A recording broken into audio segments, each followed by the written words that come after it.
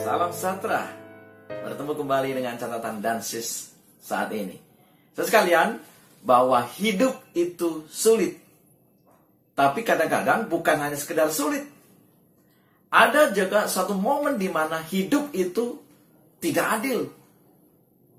Mari kita lihat kutipan pendahuluan dari Plato, seorang filsuf daripada Yunani. Dia katakan demikian. Keadilan, kebenaran, kebebasan itulah pangkal dari kebahagiaan. Nah, apa maksudnya? Maksudnya adalah kalau kita mau bahagia, maka harus ada keadilan di sana. Kalau kita mau bahagia, maka harus ada kebenaran di sana, harus ada kebebasan di sana. Tetapi peristiwa ini tidak terjadi dengan apa yang dialami oleh Ayub, saudara sekalian. Ayub, Alkitab mencatat di dalam Ayub 1 ayat 1. Ayub 1 ayat 1, firman Tuhan berkata, ada seorang laki-laki di tanah Uz bernama Ayub. Orang itu saleh dan jujur. Ia takut akan Allah dan menjauhi kejahatan. Nah, di sepanjang kitab Ayub kita dapati bahwa kesimpulan daripada kitab ini menyatakan Ayub seorang yang saleh, seorang yang jujur, seorang yang takut akan Allah dan menjauhi kejahatan. Tetapi saudara sekalian, kita melihat bagaimana hampir di sepanjang kitab Ayub, teristimewa sampai kepada pasal 38, ada hal yang membuat Ayub mungkin akan berkata, ini tidak adil. Sebagian kita membaca kehidupan, cerita itu, peristiwa itu, mungkin akan mengatakan, ini hidup tidak adil, khususnya bagi Ayub. Saudara bayangkan bahwa Ayub sebagai seorang tua yang baik, Ayub sebagai kepala keluarga yang baik, Ayub sebagai seorang imam yang baik, Ayub dikenal sebagai di tengah-tengah masyarakat sebagai seorang yang dermawan. Ia seorang yang kaya raya. Kalau menurut kata Plato, ia orang yang bahagia.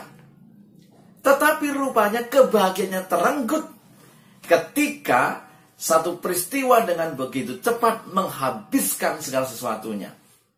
Dan Ayub merasakan bukan saja kesulitan yang dialami, tetapi juga ketidakadilan yang dia peroleh. Bagi sebagian kita mengatakan, itu tidak adil. Bagaimana mungkin seorang yang baik, seorang yang rohani, seorang yang patut diteladani, Alkitab mencatat seorang yang saleh, tiba-tiba dia mengalami satu peristiwa yang benar-benar kita membacanya sebagai ketidakadilan. Tetapi apa yang terjadi, saudara? Alkitab tidak pernah salah dalam menuliskan. Ketika Ayub 1 ayat 1 mengambil kesimpulan tentang siapakah Ayub, kita mendapati memang Ayub begitu luar biasa. Di sepanjang Alkitab itu diceritakan. Bahkan ketika Tuhan kelihatannya berdiam, tidak menjawab akan segala pergumulan dari Ayub. Bahkan sahabat-sahabatnya pun meninggalkan dia. Ayub tetap setia kepada Tuhan. Tidak heran saudara sekalian, kalau Mazmur 135 ayat 14, ini adalah satu kitab yang bukan saja dituliskan oleh Daud pada waktu ia merasakan keadilan Tuhan, tetapi Ayub mungkin juga lebih daripada itu. Dia benar-benar merasakan akan kasih karunia Tuhan. Mazmur 135 ayat 14. Sebab Tuhan akan memberi keadilan kepada umatnya dan akan sayang kepada hamba-hambanya. Bagaimana Tuhan memberikan keadilan kepada Ayub dan sayang kepada Ayub sementara di sepanjang hidupnya dalam cerita Ayub itu mengalami begitu banyak hal ketidakadilan. Tetapi hal yang paling menggembirakan adalah ketika Tuhan pulihkan semuanya. Ketika Tuhan kembalikan seperti semula, bahkan lebih daripada itu. Itulah hal yang luar biasa yang diterima oleh Ayub. Tetapi saudara sekalian, Maka kalau Alkitab mengatakan Ayub seorang yang saleh, ternyata di sepanjang hidupnya sampai kepada Tuhan memulihkan kehidupannya, Ayub benar-benar orang yang saleh. Ayub orang yang takut akan Tuhan. Ia tidak mengutuki Tuhan. Ayub menerima apa yang dia terima, dan Ayub mengucap syukur atas apa yang dia terima.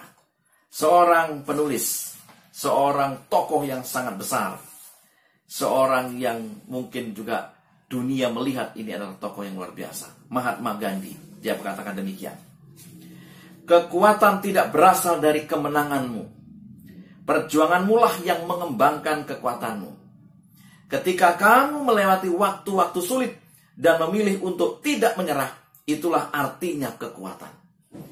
Jadi kekuatan Ayub adalah ketika ia berada pada waktu yang begitu sulit dan dia tidak menyerah kepada keadaan, ia tetap memandang Tuhan sebagai Allah yang adil, yang mengasihi akan umat-umatnya, sebagaimana yang dikatakan oleh Raja Daud dalam Mazmur 135 ayat 14 tadi.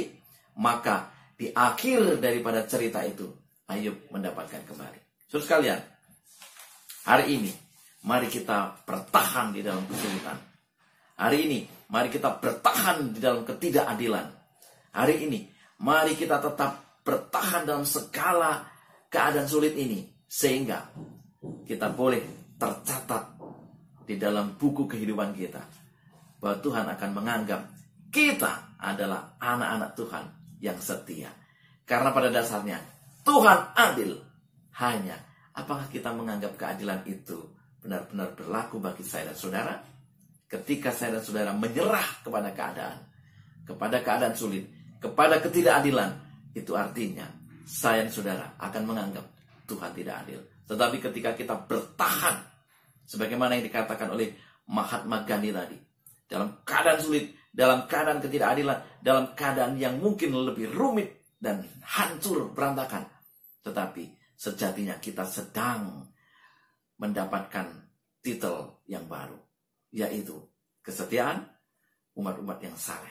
Apakah kita tetap setia bersama dengan Tuhan? Hari ini, mari kita tetap mengandalkan Tuhan, berserah kepada Tuhan, menjadikan Tuhan yang utama, sehingga kita boleh bertahan sebagaimana Ayub bertahan. Sekalipun hidup itu sulit, hidup itu tidak adil. Kita berdoa. Terima kasih ya Tuhan, biarlah firman yang singkat ini kami boleh dikuatkan sebagaimana peristiwa yang dialami oleh Ayub.